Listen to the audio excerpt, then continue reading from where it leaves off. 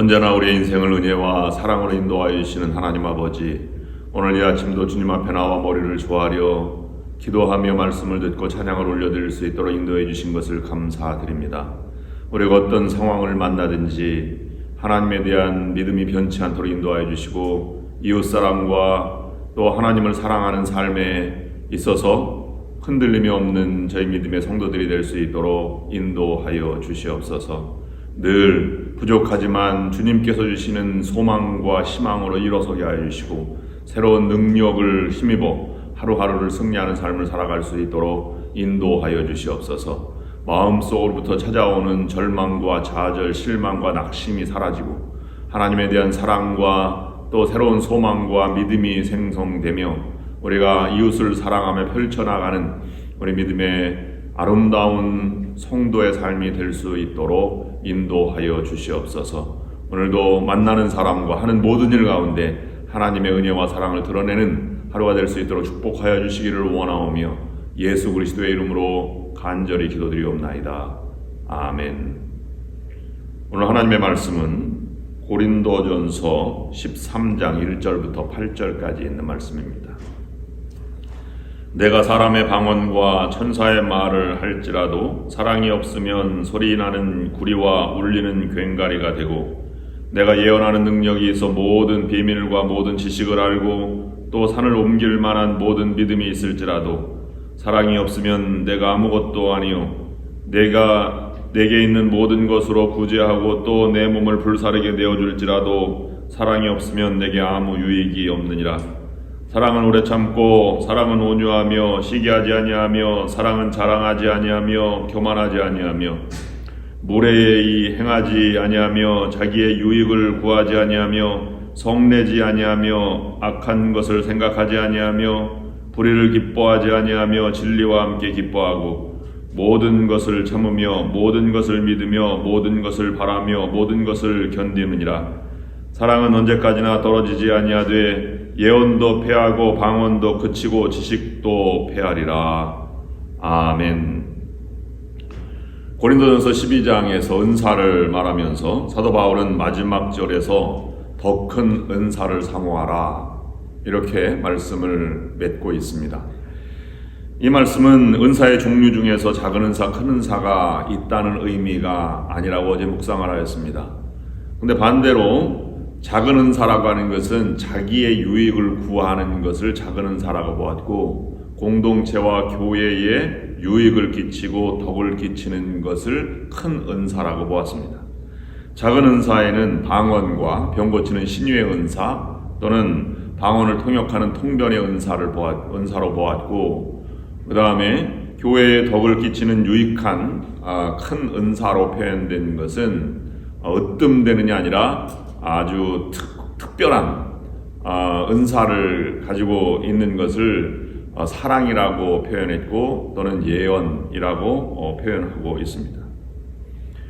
다른 측면으로 보면 개인적인 은사라고 표현됐던 이 신유와 또는 방언 같은 것들은 밖으로 드러나는 은사다 이렇게 볼 수 있고, 그 다음 교회에 덕을 끼치고 유익을 가져오는 은사는 드러나지 않는 은사다 이렇게 볼 수 있습니다.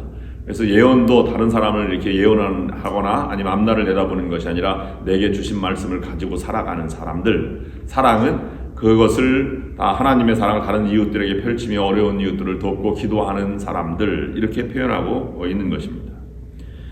그 당시에 이 개인적으로 드러나는 것 때문에 이 방언과 방언 또는 병 고치는 은사들 이런 것 때문에 고린도 교회가 오히려 이 분쟁이나 아니면 시기 질투가 많이 있었고 싸움이 드러나는 데에서 마음이 아팠던 사도 바울이 이렇게 편지하고 있는 것입니다. 그리고 4절부터 7절까지는 사랑은 오래 참고 라고 시작하는 사랑장의 유명한 구절이 거기에 등장을 합니다. 이 13장에 나와 있는 4절부터 7절까지 나와 있는 이 사랑에 대한 표현은 한 가지 한 가지를 나누어서 적용되어서 다른 사람을 평가하는 대상으로 삼을 수 없습니다. 왜냐하면 사랑을 오래 참고 온유하며 또는 교만하지 아니하며 시기하지 아니하며 이런 것들을 낱개로 들어서 교만하지 그러면 사랑이 아니야 이렇게 표현할 수 없는 것입니다. 전체적인 맥락에서 이 사랑의 의미가 무엇인지를 사도 바울이 표현하고 있는 것입니다. 그리고 13절 맨 마지막 끝에서는 믿음, 소망, 사랑 이 세 가지는 영원히 있을 것인데 그 중에 제일은 사랑이라 이렇게 말하면서 이 지상에서는 소망과 믿음이 중심이고 사랑이 그것을 뒷받침하는 것이지만 하늘나라까지 연결되는 가장 영원히 남는 것은 사랑이다. 그래서 사랑이 영원한 가치이다 라고 표현을 하고 있습니다. 그런 측면에서 보면 1절부터 3절까지 사랑이 없다면 울리는 갱가래가 된다는 것을 이 사랑이 왜 좋은 길인지를 보여주고 그것이 왜 유익을 가져오는지를 설명한 다음에 그 유익을 가져오는 사랑이 정말로 어떤 정체성이 있는지를 4절부터 7절까지 전체적으로 그것을 설명한 다음에 8절은 사랑은 언제까지 떨어지지 아니하되 예언도 패하고 은사, 개인적인 은사는 다 패하지만 사랑만이 영원히 남는다 라고 말하면서 예언과 사랑을 구별해서 사랑이 더 위대하다 이렇게 표현하고 있습니다. 그러면 4절부터 7절까지 나와 있는 이 사랑은 어떤 측면에서 보면 다 기다려주고 인내하고 용납하고 받아들임입니다. 사랑은 오래 참고 온유하다 이런 표현을 써서 그렇습니다. 그러면 우리가 교회에 덕을 가져오고 다른 많은 사람의 유익을 가져오는 사랑은 어떤 상황에서 사랑을 펼쳐지는가를 이 4절부터 7절까지는 세 가지 상황에서 사도 바울이 말씀하고 있습니다. 평생 우리가 살아가는 삶의 과정이나 상황들을 보면 세 가지 정도의 상황 속에 살아갑니다.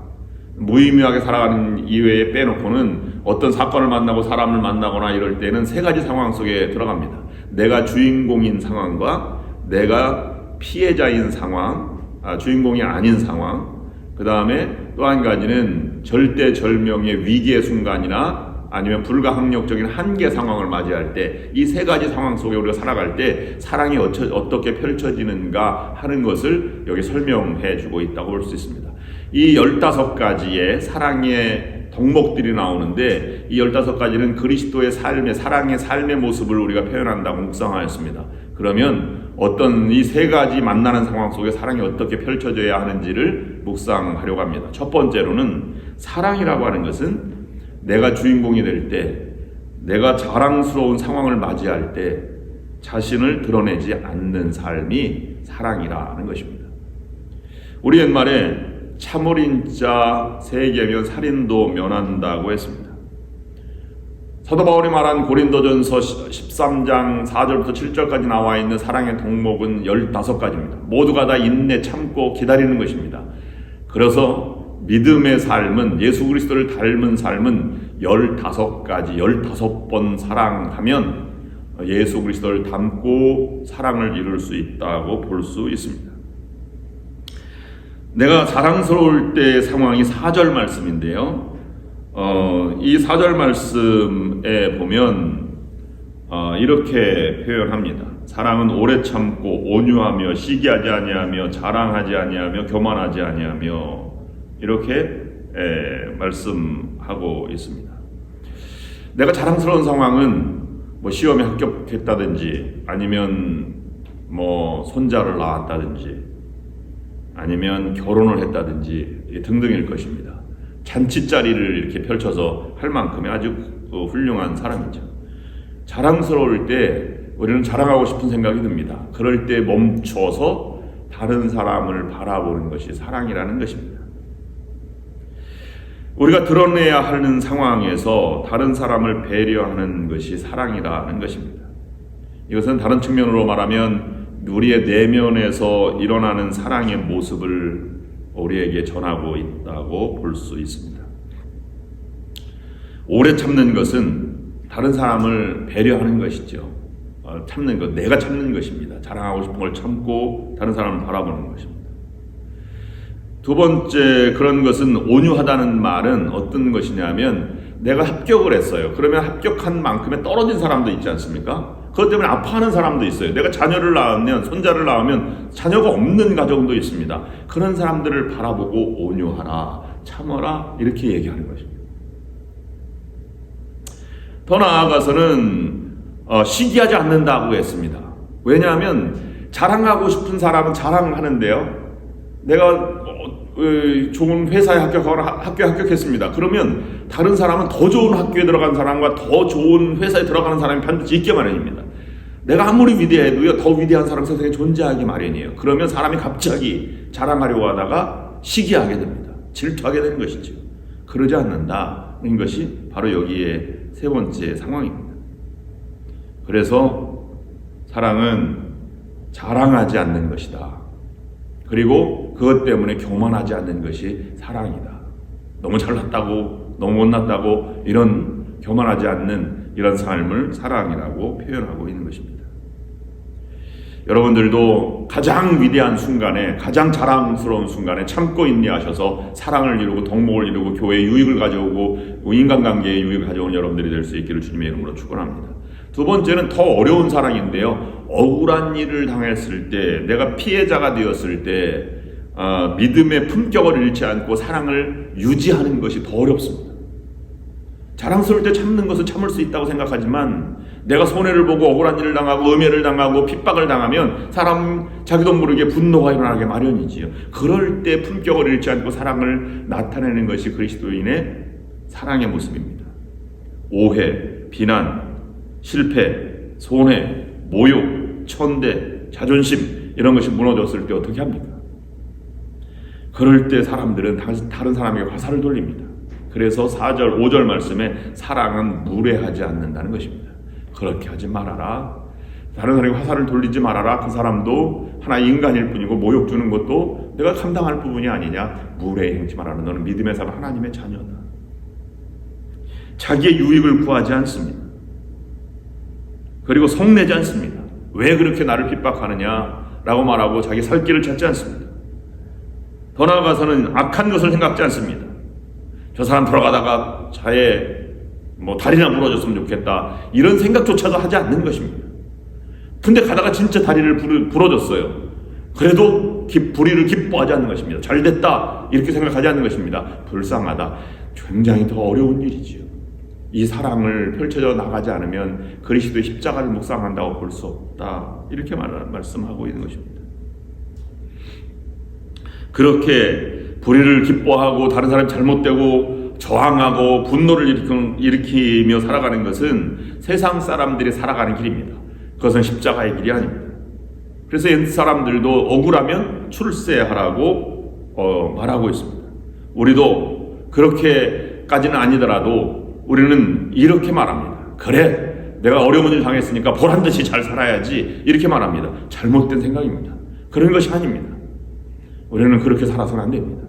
십자가를 바라보고 하나님이 인도하시는 길로 가는 것입니다. 야고보는 순교했지만 베드로는 살아났어요. 이 모든 것은 하나님의 뜻에 맡기는 것입니다. 그 가운데 어떤 것이 참 진리의 길인지를 우리가 판단하고 가는 것이 사랑의 삶입니다. 그러면 더 큰 상황은 한계 상황입니다. 십자가 위에서 달려 돌아가실 때 피 한 방울, 물 한 방울 남기지 않고 다 탈진해서 돌아가신 예수님의 모습이 저항할 수 없는 것이잖아요. 사람도 저항할 수 없는 한계 상황에 부딪힐 때가 있습니다. 위기 상황을 만날 때입니다. 여러분 암 선고를 받았을 때 여러분 어떻습니까? 시한부 인생에 선고를 받았습니다. 삶이 캄캄할 것입니다. 자식이 부모 앞에서 먼저 하나님의 부름을 받았어요. 부모의 마음으로는 어찌할 수 없는 상황입니다. 이럴 때 사랑은 어떻게 나타납니까? 그런 것이 6절 하반절부터 7절까지 있는 5개의 덕목으로 표현하고 있습니다. 그것을 실천하며 살 수 있는 사람은 가장 좋은 길을 가는 사람, 사랑의 삶, 예수 그리스도를 닮은 삶을 살아간다고 볼 수 있다는 것입니다. 그것은 진리와 함께 기뻐하고 모든 것을 참으며 모든 것을 믿으며 모든 것을 바라며 모든 것을 견디느니라. 한계 상황도 하나님을 믿고 하나님을 저버리지 않고 이 절대절명의 순간에도 하나님을 의지하고 기도하는 사람, 그 사람을 통해서 하나님의 역사를 이뤄가고 진리가 펼쳐진다는 사실입니다. 모든 상황 속에서 주님의 인도하심을 믿으며 아무리 절망 가운데에서도 주님을 바라고 견디는 것입니다. 예수님도 그렇게 살으셨고 제자들도 그렇게 살아갔습니다. 초대교회 성도들도 죽음을 맞이하는 순간에 그리고 순교의 순간까지도 모든 것 믿음을 포기하지 않고 하나님을 찬양하며 하나님 앞에 천사 혈골로 하나님의 부름을 받았습니다. 이것이 진정한 사랑의 모습이고 공동체 유익을 가져오고 감동을 가져오는 사람입니다. 여러분들 이런 사랑의 삶이 여러분 삶 가운데 있어서 여러분 주변이 밝게 빛나고 공동체가 유익이 되고 덕목을 끼치는 여러분들이 될 수 있기를 주님의 이름으로 축원합니다. 기도하시겠습니다. 하나님 아버지, 우리가 세상을 살면서 여러 가지 상황을 만날 때 그 모든 상황 속에서 사랑이 펼쳐질 수 있도록 인도하여 주시옵소서. 자랑스러울 때도 다른 사람을 배려하고 시기하지 않도록 인도하여 주시고, 억울해도 믿음의 품격을 잃지 않으며 사랑을 펼쳐나갈 수 있도록 인도하여 주시옵소서. 사람의 한계에 다다랐을 때에도 사랑과 믿음을 포기하지 않는 아름다운 성숙한 신앙인 그리스도를 닮은 십자가의 고난을 우리가 묵상한 성도의 삶이 될 수 있도록 인도하여 주시옵소서. 오늘도 우리가 살아가는 모든 상황 속에서 사랑이 펼쳐질 수 있도록 은총을 베풀어 주시옵소서. 예수 그리스도의 이름으로 간절히 기도드립니다. 아멘. 이제는 우리 주 예수 그리스도의 은혜와 하나님 아버지의 극진하신 사랑하심과 성령의 역사인도 교통하심이 오늘 말씀을 들고 세상에 나아가는 모든 성도들과 저들의 가정 위에 그리고 교회 위에 지금부터 영원토록 함께하옵시기를 간절히 축원하옵나이다. 아멘.